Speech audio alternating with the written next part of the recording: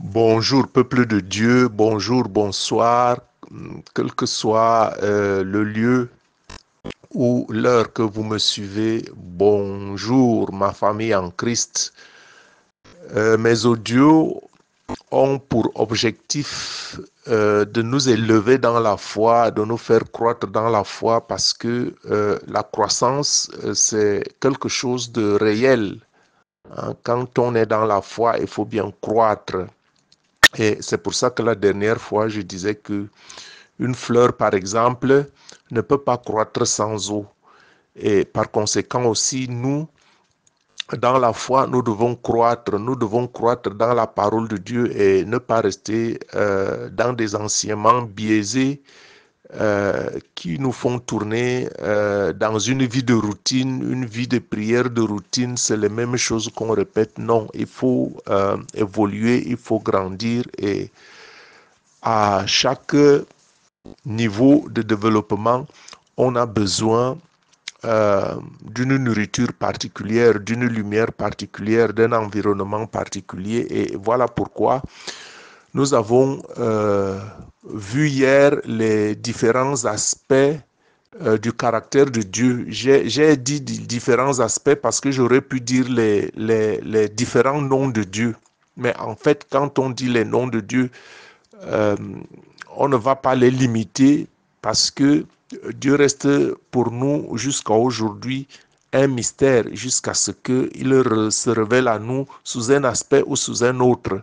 Et donc, généralement, ce que les gens ont dit, les noms de Dieu, ce sont les aspects de son caractère. Et lorsque Dieu se révélait à un de ses serviteurs par un certain caractère, on donnait un peu le nom. Par exemple, quand on dit Yahvé Jiré, Yahvé Jiré, Yahvé Jiré vient du fait que Dieu s'est révélé à Abraham au mont Jiré où il devait sacrifier Isaac.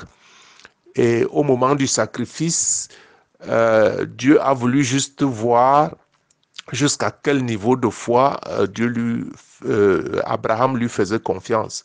Parce que après avoir dit à Abraham qu'il lui donnerait une postérité, et il demande en même temps à Abraham cette postérité qui passait par Isaac, il demande à Abraham de lui sacrifier Isaac, hein. Donc vous voyez, et donc au moment donc où Abraham était en train de passer en acte cette épreuve de la foi, Dieu a pourvu, hein, au bélier. Et à partir de ce moment, donc, Dieu est donc devenu le Dieu pourvoyeur. Le Dieu pourvoyeur. Et comme c'était au mont Jiré, on a donc dit Yahvé Jiré, c'est-à-dire le Dieu qui pourvoit. Et ça veut dire que quand nous sommes dans la foi, Dieu pourvoit toujours à tout ce dont nous avons besoin. Et donc, au lieu de dire les noms de Dieu, j'ai préféré dire les aspects de son caractère, la manière par laquelle Dieu peut se révéler à nous. Et bien sûr, si vous êtes dans le Seigneur et si vous lui faites confiance, il peut aussi se révéler à vous d'une manière particulière. Et certainement que à l'issue de cette circonstance, Dieu se fera connaître et vous donnerez peut-être à cette circonstance un nom et qui serait pour vous une signification particulière. Et voilà donc pourquoi, si je n'ai pas cité certains noms de Dieu comme Jéhovah et tout autre, euh, c'est à dessein que cela ne soit pas frustré, parce que j'ai dit que mon ministère ne se délimite pas à une dénomination particulière. J'ai dit que mon ministère se euh, réunit tous les enfants de Dieu, tous ceux qui ont marre de tourner en rond euh, dans, je ne sais pas moi, certaines églises, certaines congrégations, ceux qui veulent aller un peu au-delà. Parce qu'il faut avouer que, comme je le disais hier, que les enseignements que nous recevons, des fois, nous limitent. Hein, il faut comprendre des fois que Dieu peut se révéler à quelqu'un. Et des fois, lorsque cette personne se lève pour suivre ou pour exécuter la révélation qui lui a été donnée, il est généralement combattu dans les assemblées.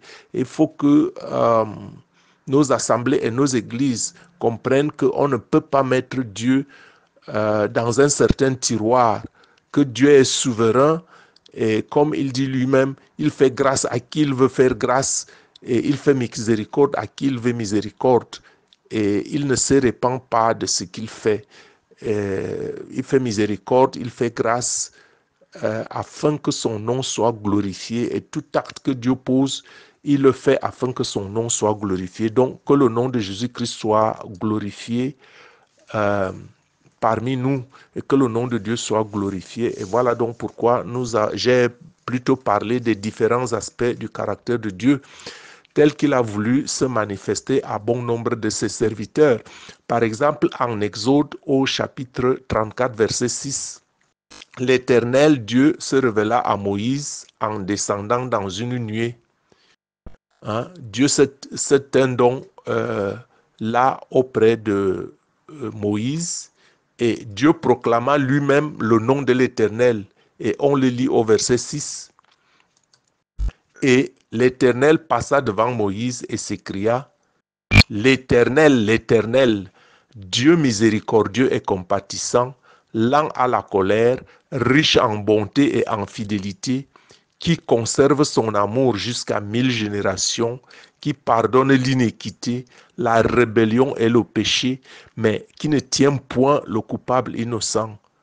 Comprenez bien ici que l'Éternel, parlant de lui-même, dit qu'il est le Dieu miséricordieux et compatissant, lent à la colère, riche en bonté et en fidélité, qui conserve son amour jusqu'à 1000 générations, qui pardonne l'iniquité, la rébellion et le péché, mais qui ne tient point le coupable pour innocent. Et donc, et qui punit l'iniquité des pères sur les enfants et sur les enfants des enfants jusqu'à la 3e et à la 4e génération. Donc, mon frère, ma soeur, de là, nous savons que notre Dieu est un Dieu miséricordieux, compatissant, lent à la colère, riche en bonté et en fidélité, qui cependant ne laisse pas le fautif impuni. Et ce qui veut dire que le Dieu d'amour est aussi avant tout le Dieu de justice. Et il est clair que celui qui se revendique appartenir à Dieu doit se soumettre et obéir à ses commandements. Je dis que le Dieu d'amour et de bonté est aussi avant tout le Dieu de justice et que cela doit nous être clair que tous ceux qui se revendiquent appartenir à Dieu doivent se soumettre et obéir à ses commandements. Cependant, il faut savoir que nous n'atteignons pas la perfection à cause de notre obéissance aux préceptes et aux recommandations de Dieu. Nous n'atteignons pas la perfection à cause de notre obéissance, mais c'est plutôt par sa grâce, cette grâce qui est passée par Jésus-Christ, qui est venu comme sacrifice pour nos péchés. Parce que, je l'ai toujours dit, le manguier produit les mangues, l'oranger produit des oranges, le mandarin produit des mandarines et l'homme produit du péché et nous ne pouvons pas nous passer du péché et voilà pourquoi notre seul salut, notre grâce est Jésus-Christ parce que par amour et à cause de notre faiblesse, Dieu nous donne Jésus-Christ et c'est donc par la foi en Jésus-Christ que nous sommes sauvés et cela nous rend la tâche beaucoup plus aisée. Parce que par la foi et par la confiance que nous mettons en Jésus-Christ, nos péchés nous sont pardonnés par le processus de la repentance. Parce qu'on ne peut pas s'empêcher de pécher. Et donc, quand on pêche, nous avons un avocat auprès de Dieu. Nous avons un sacrifice. Il est en même temps sacrifice et sacrificateur, puisqu'il a donné sa propre vie comme sacrifice. Et étant donc ressuscité, il est donc le sacrificateur. C'est un mystère de Dieu qui a voulu que notre salut passe par Jésus-Christ. Donc Jésus-Christ est en même temps sacrifice et sacrificateur. Sacrificateur de l'ordre de Melchisédek, c'est-à-dire que c'est un roi de paix, parce que Melchisédek était le roi de Salem. c'est-à-dire le roi de justice et roi de paix. Et donc, si Jésus-Christ est justice et s'il est sacrifice, il faut bien que quand on aille à lui, que nous nous repentions de nos péchés. Et qu'il faut savoir que quand nous repentons de nos péchés, des fois la conséquence de nos péchés, quelque part quand même, on va subir la conséquence de nos péchés. Et par conséquent, si Dieu donc pardonne le péché qui est pardonné. Mais avant que le péché soit pardonné, il est possible que nous subissions les conséquences de ce péché. Hein, parce que on ne peut pas admettre que Dieu pardonne le péché et que nous continuons à subir les conséquences. Et donc, voilà pourquoi, quand nous tombons, il est important de nous repentir rapidement. Quand nous sommes tombés, il est important de nous repentir rapidement parce que si nous ne nous repentons pas rapidement, ce péché-là demeure. Et tant que le péché demeure, nous subissons les conséquences du péché. Et lorsque le péché est pardonné, il n'y a plus de raison que les conséquences du péché tombent sur nous. Parce que quand on pardonne, c'est pardonner. Voilà pourquoi on dit qu'il a effacé les actes dont les ordonnances nous condamnaient. Il les a effacés. Bon, mais cependant, il faut qu'on comprenne que ces conséquences qui avaient été auparavant, il faut que avant que le péché ne soit confessé, ces conséquences sont restées. Et voilà pourquoi Dieu dit qu'il ne laisse pas le pécheur impuni. Et donc, quand le pécheur reconnaît sa faute, il faut que vous alliez rapidement à la repentance. Hein? Donc, je dis tout cela pour vous faire comprendre que même si nous péchons, et que Dieu nous appelle à la repentance, comme je le disais tout à l'heure, que quand on est tombé, il faut vite aller à la repentance. Et cela présuppose aussi que celui qui se répand ne peut pas piétiner l'obéissance. Hein? Nous restons obéissants tout en sachant que même dans notre obéissance, nous pouvons toujours tomber parce que personne n'est saint. Hein? Et donc, par conséquent, même si on a le moyen de la repentance, cela ne veut pas dire que nous devons piétiner l'obéissance. Sinon, pourquoi se repentir si on est volontairement désobéissant? Donc, par conséquent, nous savons que Dieu ne laisse pas les fautes impunies, même s'il pardonne. Mais pour aller donc au pardon, il faut se repentir. Et voilà pourquoi certaines fautes, il ne faut pas rester longtemps vautré dans le péché. Et voilà une des causes de la souffrance de beaucoup de chrétiens, parce que quand on vous donne un enseignement et on vous dit que Dieu est amour, il est pardon, qu'il vous pardonne, quand vous vivez le péché et quand vous savez que ce que vous faites est un péché, vous ne pouvez pas rester vautré dans ce péché, parce que le temps que vous restez vautré dans ce péché, vous paierez les conséquences. Parce que la vraie repentance nous appelle à abandonner le péché pour lequel qui nous accable, le péché qui nous fatigue. Bon, je sais qu'il y a des choses pour lesquelles on ne peut pas toujours résister. Bon, mais insistez aussi. Quand vous tombez, relevez-vous, repentez-vous, Dieu vous pardonne. Hein, puisque le sacrifice a déjà été fait.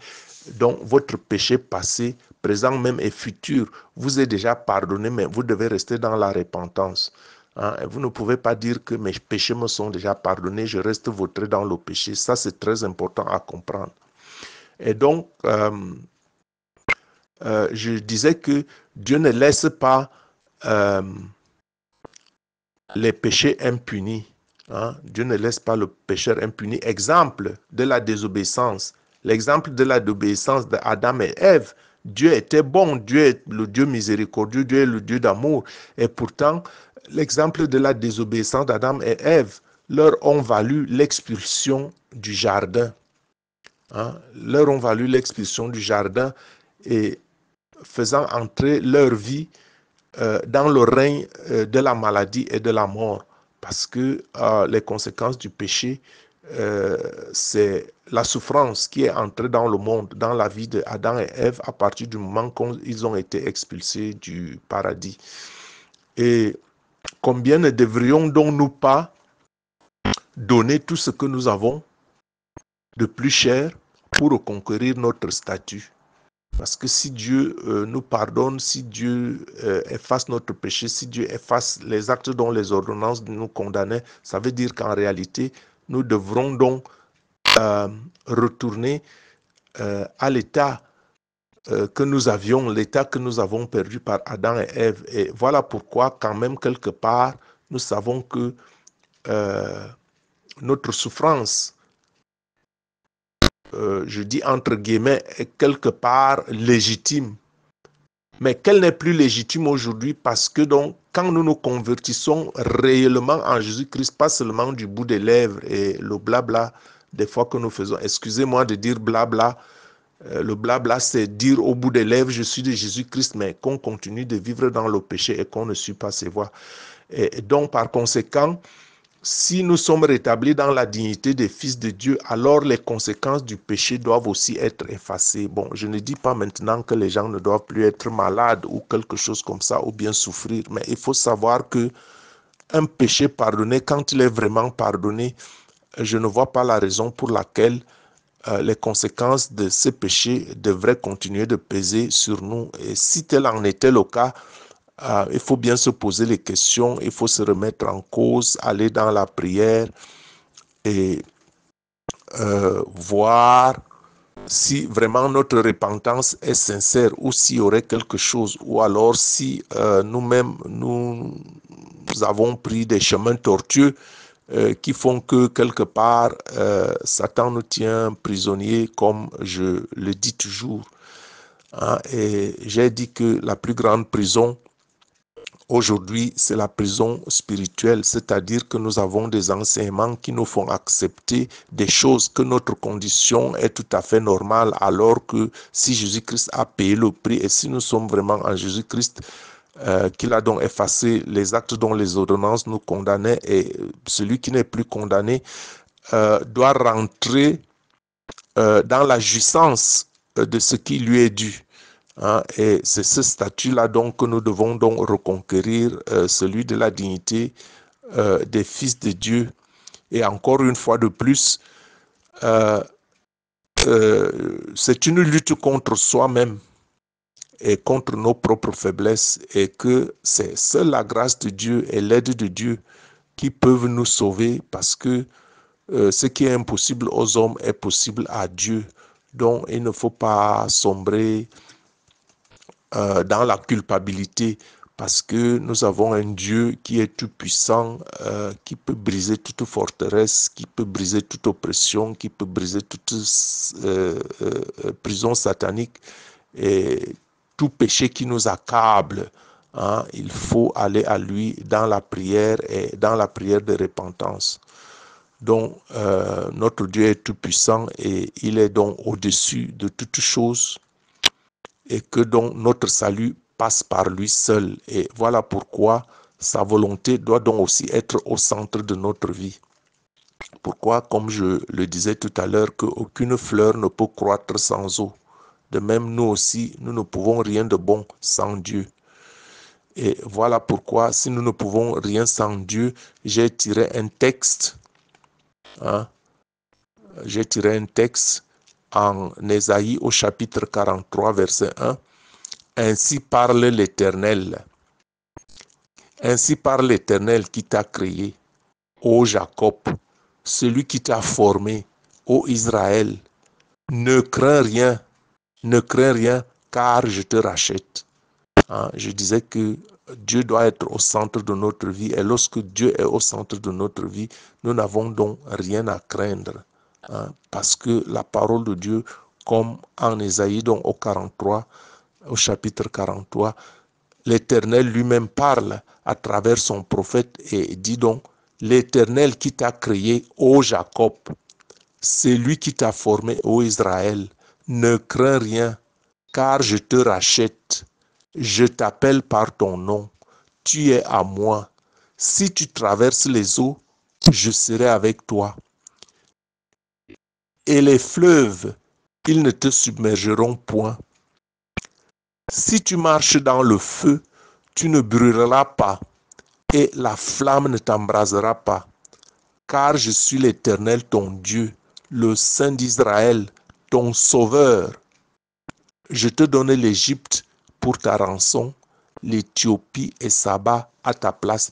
Bon, ça veut dire que même des fois quand nous nous sommes embourbés dans certaines affaires où nous n'avons pas à sortir, si nous revenons à Dieu et qu'il y a une certaine rançon à payer, bien que Jésus-Christ a déjà payé la rançon sur la croix, s'il y a une certaine dette, si nous revenons à Dieu, Dieu va pourvoir à cette dette. Et voilà pourquoi Dieu dit que je suis ton sauveur.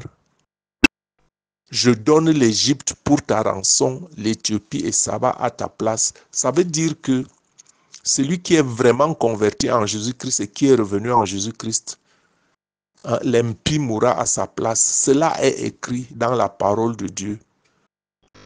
Mais on voit aujourd'hui certains enfants de Dieu qui prétendent qu'ils ont été sacrifiés par la sorcellerie, par la magie, par les loges, la rose-croix et tout ce que vous voulez, la franc-maçonnerie. Ce n'est pas possible. Dieu dit que celui qui est à lui, c'est le contraire qui devrait se produire. C'est-à-dire que lui, Dieu l'Éternel, il donne l'Égypte parce que l'Égypte était le symbole du monde du péché, le symbole de l'apostasie. Donc lui, le Seigneur, ton Dieu pour Israël, il donne l'Égypte en rançon, l'Éthiopie et Saba à sa place. J'espère que je me fais comprendre. Et donc, quand on lit les Écritures maintenant, il faut comprendre que le peuple de Dieu, l'enfant de Dieu, a de la valeur à ses yeux. Quand on se répand et quand on rentre vraiment à l'Éternel et que rien ne peut nous arriver parce que notre vie est entre ses mains et personne ne peut nous arracher entre ses mains. Et si nous avons une dette de je ne sais pas quoi, que le Seigneur est prêt à sacrifier l'impie à notre place. Pourquoi? Parce que le verset 4 nous dit donc d'Ésaïe 43, le verset 4 nous dit que parce que tu as du prix à mes yeux, parce que tu es honoré et que je t'aime, je donne des hommes à ta place et des peuples pour ta vie. Ne crains rien car je suis avec toi. Je ramènerai de l'Orient ta race et je te rassemblerai de l'Occident. Je dirai au septentrion, donne, et au midi, ne retiens point. Fais venir mes fils des pays lointains et mes filles de l'extrémité de la terre. Tout ce qui s'appelle de mon nom et que j'ai créé pour ma gloire, que j'ai formé et que j'ai fait. Donc Dieu dit ici qu'il est le créateur et que ceux qui se disent ses fils et qui s'appellent par son nom, que lui-même a créé, il nous a créés pour sa gloire. Donc donnons louange à Dieu. Donnons louange à Dieu parce qu'il nous a fait pour sa gloire. Et le verset 8 dit, qu'on fasse sortir le peuple aveugle qui a des yeux et les sourds qui ont des oreilles. Voyez-vous, il faut que nous sortions de notre aveuglement et de tous ces enseignements qui font que nous restions aveugles. On ne peut pas voir Dieu et nous restons sourds, on ne peut pas l'entendre. Et le verset 9 dit, on va lire ce texte jusqu'à la fin. Le verset 9 dit, que toutes les nations se rassemblent et que les peuples se réunissent. Qui d'entre eux a annoncé ces choses, lesquelles nous ont fait entendre les premières prédictions, qu'ils produisent leurs témoins et établissent leurs droits, qu'on écoute et qu'on dise c'est vrai. Vous êtes mes témoins, dit l'Éternel. Vous êtes mes témoins, dit l'Éternel, vous et mon serviteur que j'ai choisi, afin que vous le sachiez, que vous me croyiez et compreniez que c'est moi. Avant moi, il n'a point été formé de Dieu, et après moi, il n'en aura point Donc, c'est ce que nous disions hier, que Dieu est le seul souverain suprême qui est au-dessus de toutes choses et qu'il n'y a pas d'autre Dieu et qu'en dehors de lui, il n'y a pas autre Dieu. Et donc, nous devons sortir de nos prostitutions spirituelles où on va s'agenouiller devant les morceaux de bois, on va s'agenouiller devant les morceaux de ciment et on dit qu'on prie Dieu. C'est toute chose qui est en abomination à Dieu. Vous pouvez les lire en Exode au chapitre 20 et je continue mon exposé de ce matin. Donc Dieu dit, c'est moi qui ai annoncé, sauvé, prédit. Ce n'est point parmi vous un Dieu étranger. Vous êtes mes témoins, dit l'Éternel, c'est moi qui suis Dieu. Je le suis dès le commencement et nul ne délivre de ma main. J'agirai qui s'y opposerait. Donc quand vous êtes entre les mains de Dieu, qui peut s'y opposer? Et pourquoi les enfants de Dieu sont dans tant de calamités aujourd'hui, alors que nous avons un Dieu tout-puissant, comme on le disait hier? J'ai dit que Dieu fait sa part. Et quand nous sommes dans les tractations, quand nous sommes dans les tempêtes, il faut se poser la question, mais où est mon Dieu? Où est mon Dieu? Si mon Dieu est avec moi, qu'est-ce que j'ai à craindre? Donc ainsi parle l'Éternel, votre Rédempteur, le Saint d'Israël. À cause de vous, j'envoie l'ennemi contre Babylone et je fais descendre tous les fuyards, même les Chaldéens, sur les navires dont ils tirent gloire.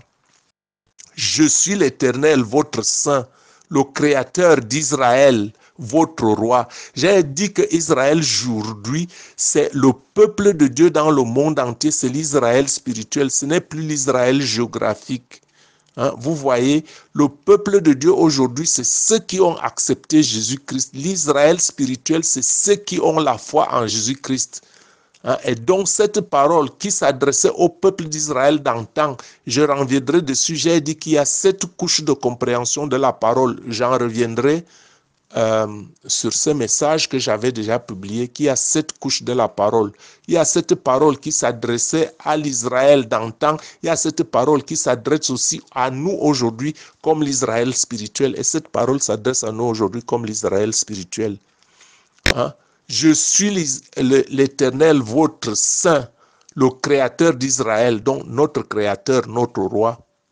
Ainsi parle l'Éternel, qui frayera dans la mer un chemin et dans les eaux puissantes un sentier, qui mit en campagne des chars et des chevaux, une armée et de vaillants guerriers, soudain couchés ensemble pour ne plus se relever, anéantis, éteints comme une mèche. Donc, tous les tourbillons de la vie, quand nous sommes au Seigneur, on n'a pas à avoir peur. Quand le Seigneur est avec nous, c'est lui qui a mis des chars et des chevaux, une armée de vaillants guerriers, soudain couchés ensemble pour ne plus se relever, anéantis, éteints comme une mèche. Donc, ne pensez plus aux événements passés et ne considérez plus ce qui est ancien. Voici, je vais faire une chose nouvelle sur le point d'arriver. Ne la connaîtrez-vous pas? Je mettrai un chemin dans le désert et des fleuves dans la solitude, même dans votre désert, dans les tempêtes de votre vie. Dieu est en mesure d'amener dans votre désert un courant d'eau, un cours d'eau. Donc, comme il a fait pour Ismaël, lorsque Agar, dans le désert, s'est retiré, a commencé à crier devant Dieu, et Dieu a dit, j'ai entendu les pleurs de l'enfant. Ce n'était pas Agar. Agar avait prié, mais Dieu dit qu'il a entendu les pleurs de l'enfant parce que l'enfant sortait des reins d'Abraham. Donc Dieu tient compte de son peuple qui est en Jésus-Christ, parce que tous ceux qui sont en Jésus-Christ sont les fils d'Abraham. C'est la postérité de Dieu, la postérité qui a la promesse. Et donc, c'est juste savoir, reconnaître son identité qui nous sommes en Jésus-Christ, qui nous sommes en Dieu. Dieu dit donc qu'il va faire toutes choses nouvelles sur le point d'arriver. Voyez-vous, je remettrai le chemin dans le désert et des fleuves dans la solitude. Les bêtes des champs me glorifieront, les chacals et les autruches, parce que j'aurai mis des eaux dans le désert, des fleuves dans la solitude, pour abreuver mon peuple, mon élu. Donc, quel que soit le problème que nous avons, il faut que nous mettions notre confiance en Dieu et il résout chaque chose en son temps, parce que Dieu veut tirer la gloire de nos vies. Il faut que ce soit, et des fois quand des problèmes durent, Dieu veut tirer la gloire afin que tout le monde sache que tel ou tel autre problème, au lieu de nous glorifier, que c'est lui qui nous a tirés du bourbier dans lequel nous nous trouvons. Donc, au lieu de se lamenter, il faut se tourner de tous les problèmes qu'on a, il faut se trouver à Jésus-Christ. Parce qu'il dit, le peuple que je me suis formé publiera mes louanges, parce qu'il faut que Dieu tire sa gloire dans nos vies, parce que nous avons été créés pour sa gloire. Et tu ne m'as pas invoqué, ô Jacob, car tu t'es lassé de moi, ô Israël. Écoute bien ceci, ça te concerne à toi personnellement. Et tu ne m'as pas invoqué, ô Jacob, car tu t'es lassé de moi, ô Israël. Tu ne m'as pas offert des brebis en holocauste, et tu ne m'as pas honoré par tes sacrifices. Je ne t'ai point tourmenté pour des offrandes, et je n'ai point fatigué pour l'encens. Nous n'en avons pas besoin aujourd'hui parce que nous sommes dans la nouvelle alliance, parce que cette parole a une autre couche. Notre sacrifice est présent, a été donné. Jésus-Christ, il faut seulement que nous nous reconnaissions en Jésus-Christ par notre mode de vie et notre façon de faire. Donnons notre cœur à Jésus, donnons notre vie à Jésus. Nous lui donnons ce que nous avons de meilleur parce que lui l'a donné le meilleur qu'il avait de lui, son sacrifice. Et quand nous lui donnons ce que nous avons de meilleur, c'est donc une alliance, parce que dans l'alliance, chacun apporte sa part. Dieu a donné le meilleur, nous donnons aussi le meilleur de nos vies, alors nous sommes en alliance, et ce qui est à nous est à Dieu, et ce qui est à Dieu est à nous. Voilà le secret. Et Dieu dit donc, tu ne m'as pas à prix d'argent acheté pour moi, tu n'as pas à prix d'argent acheté pour moi des aromates, et tu ne m'as pas rassasié de la grâce de ces sacrifices, mais tu m'as tourmenté par tes péchés, tu m'as fatigué par tes iniquités. Écoute ce que le Seigneur dit. Tu n'as pas à prix d'argent acheté pour moi des aromates, et tu n'as pas rassasié de la graisse de tes sacrifices, mais tu m'as tourmenté par tes péchés, tu m'as fatigué par tes iniquités. Donc, ici, il faut comprendre qu'il faut te poser la question, qu'est-ce que je donne à Dieu? Qu'est-ce que je fais pour Dieu? Qu'est-ce que je fais pour l'avancement du royaume? Au lieu de tourmenter le Seigneur que par mes péchés, de le fatiguer par tes iniquités. Donc, le verset 25, on est au verset 25, on va lire jusqu'au verset 28. C'est un texte assez long, mais un texte très intéressant pour ce que nous voulons exposer ce matin. Le Seigneur dit donc, c'est moi qui efface tes transgressions pour l'amour de moi, et je ne me souviendrai plus de tes péchés. Réveille ma mémoire, plaidons ensemble, parle toi-même pour te justifier.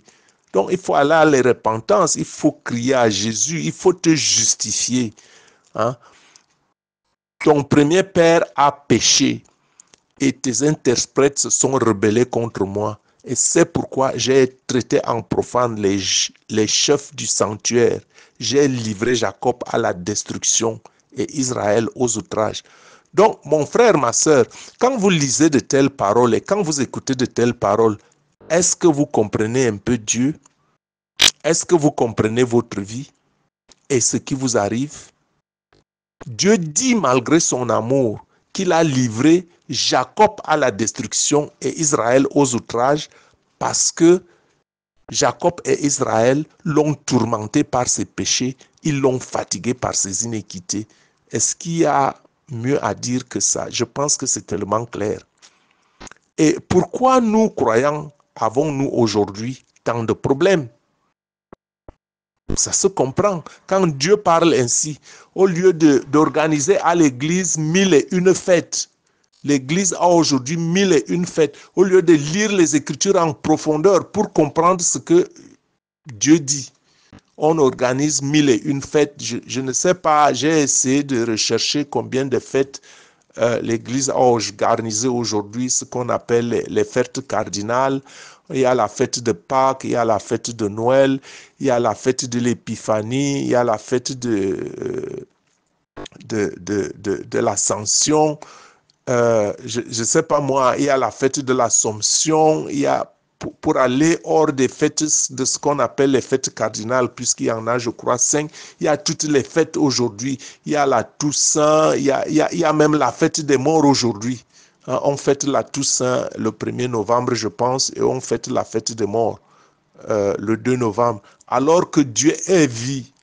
Dieu est vie. Quand Dieu a donné des fêtes, quand Dieu a fait des fêtes, c'est des fêtes qui ont une signification particulière dans le plan du sauvetage de l'humanité qui passe à travers le symbole choisi Israël.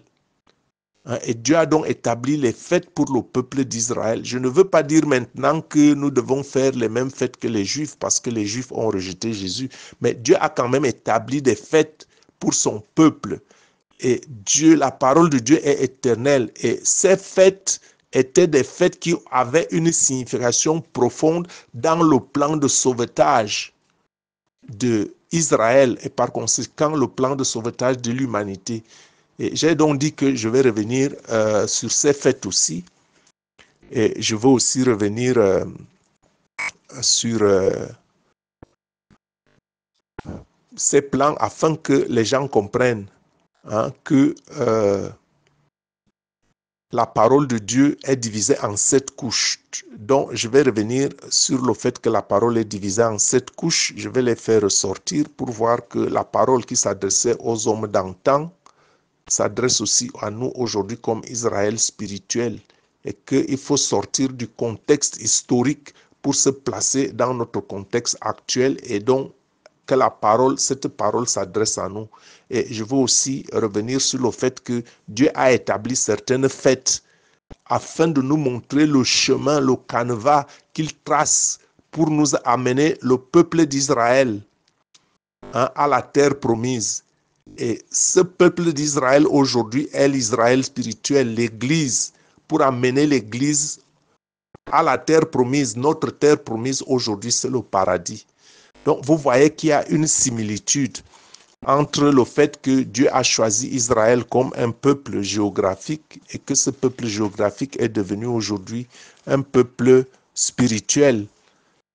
Et le lieu géographique était Israël et notre destinée prophétique aujourd'hui est le ciel. Donc, vous voyez que les croyants ont tant de problèmes aujourd'hui alors que nous avons un Dieu tout-puissant. Voici ce que Dieu dit en Ésaïe au chapitre 51, verset 15 par exemple. Je suis l'Éternel ton Dieu qui soulève la mer et fait mugir les flots. L'Éternel des armées est son nom. Je mets mes paroles dans ta bouche et je te couvre de l'ombre de ma main pour étendre de nouveaux cieux et fonder une nouvelle terre. Et pour dire à Sion, tu es mon peuple, tu es le peuple de Dieu, tu es dans la main de Dieu. Pourquoi as-tu tant de problèmes aujourd'hui? N'est-ce pas parce que tu fatigues le Seigneur par tes iniquités et que tu le tourmentes par tes péchés? Et voilà pourquoi il te livre à la destruction. Donc, Dieu peut tout recréer. Dieu peut tout recréer, tout ce que Satan a détruit. Tu as donné l'occasion à Satan à cause de tes iniquités et à cause au tourment de tes péchés. Tu as donné l'occasion à Satan de détruire ta vie. Et voilà pourquoi Dieu dit que je t'ai livré à la destruction. Donc, mon frère, ma soeur, il suffit de revenir sincèrement à Dieu et non pas seulement du bout des lèvres. Et je conseille à ceux qui aiment les Écritures donc de lire Exode 33, le chapitre 33 en entier. Et mon frère, ma soeur, savez-vous pourquoi des fois vous avez des problèmes? Il faut dire la vérité, il ne faut pas se faire dorloter par les doctrines de l'Église, que je ne critique pas. Je disais hier que certains problèmes peuvent nous aider à nous rapprocher de Dieu. Écoute bien ce que dit Dieu en Exode 33. L'Éternel dit à Moïse, va, pars d'ici, toi et le peuple que tu as fait sortir d'Égypte. Monte vers le pays que j'ai juré de donner à Abraham, à Isaac et à Jacob en disant, je le donnerai à ta postérité. L'Éternel continue, j'enverrai devant toi un ange et je chasserai les Cananéens, les Amoréens, les Essiens, les Phérésiens, les Éviens et les Jébusiens. Monte vers ce pays où coule le lait et le miel, mais je ne monterai pas au milieu de toi, de peur que je ne te consume en chemin, car tu es un peuple au courroide. Comprends ce que Dieu dit. Dieu dit qu'il a sorti le peuple d'Israël, son peuple de l'Égypte, par une main forte, par l'entremise de Moïse. Et il a promis à ce peuple un pays où coule le lait et le miel. Et Dieu, quelque part maintenant, en sortant du mont Horeb, dit, va, conduis ce peuple. Je ne sortirai pas avec toi parce que tu me fatigues. Tu me fatigues avec tes iniquités. Hein? Et ton péché, tu me tourmentes avec ton péché. Et Dieu dit que si je sors avec toi, de peur que je ne te consume, alors tu vas seul. Je ne sortirai pas avec toi parce que ce peuple a au courroide. Est-ce que j'ai mieux parlé? Est-ce que tu comprends ce que cela signifie pour ta vie? Que Dieu veut que tu aies une meilleure vie. Dieu veut que tu aies une vie de félicité. Dieu t'a béni, Dieu te l'a donné. Mais tu le fatigues avec tes iniquités. Et tu le tourmentes avec tes péchés. Et voilà pourquoi, des fois, il te livre à la destruction. Voilà pourquoi Satan a accès à ta vie. Donc, au verset 4 du chapitre 33 de Exode, lorsque le peuple eut entendu ces sinistres paroles, il fut dans la désolation. Or, nous savons aujourd'hui que nous sommes des pécheurs. Nous ne sommes pas meilleurs que les autres. Malgré la joie que nous avons en Jésus-Christ, hein, nous avons une raison de rester toujours dans la joie du Seigneur. Mais cependant, nous devons fléchir les pieds et ne pas nous contenter seulement des fêtes de l'Église. Parce qu'on fête, je ne sais pas, à chaque semaine, chaque bout du chemin, on fête les fêtes de l'Église. C'est la distraction du diable.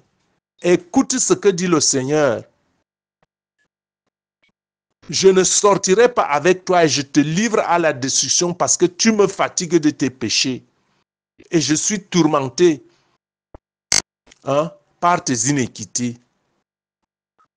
Et voilà pourquoi le Seigneur parlait de la sorte en disant à Moïse, je n'irai pas avec vous. Et lorsque le peuple a entendu donc ces sinistres paroles, ils ne se sont pas mis à danser et à fêter qu'ils sont avec Dieu. Ils furent plutôt dans la désolation.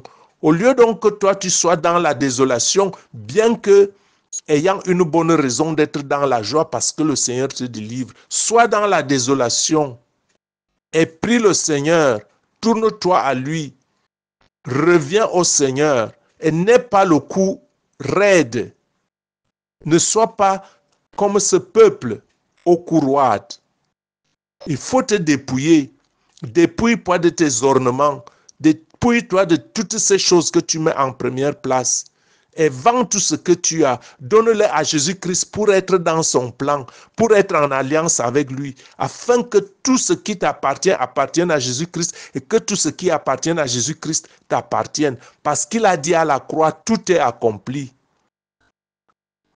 Donc, mon frère, ma soeur, fléchis le genou, sois dans la joie, mais sois dans le même temps en tristesse, sois dans le même temps dans la tristesse, parce que c'est ton péché qui a cloué Jésus à la croix. Et bien que Jésus soit amour, qui a accepté donc de donner ce sacrifice a été fait, reviens donc à lui dans la joie du Christ, dans la repentance, afin que l'Esprit de Dieu t'habite et te donne la victoire sur tous tes chemins. Sois béni au nom tout puissant de Jésus-Christ. Je m'arrête ici pour ne pas être très long. Je vous aime dans l'amour qui est dans le Christ. Et soyez bénis, je suis votre serviteur, fidèle frère Gabriel Messi. Soyez bénis.